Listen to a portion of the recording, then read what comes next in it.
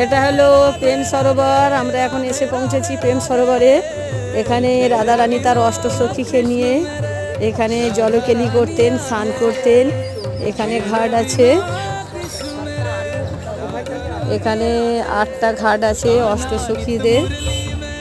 সেই এক একটা ঘাটে অষ্টসখীরা সবাই নামতেন আর প্রত্যেকে স্নান টান করতেন। ওই মাঝখানে গিয়ে তারা জলকেলি করতেন, খুব সুন্দর। এই যে চারিধারটা দেখাচ্ছেন সব অষ্টসখীর ঘাট, দারুণ দেখতে, দারুণ।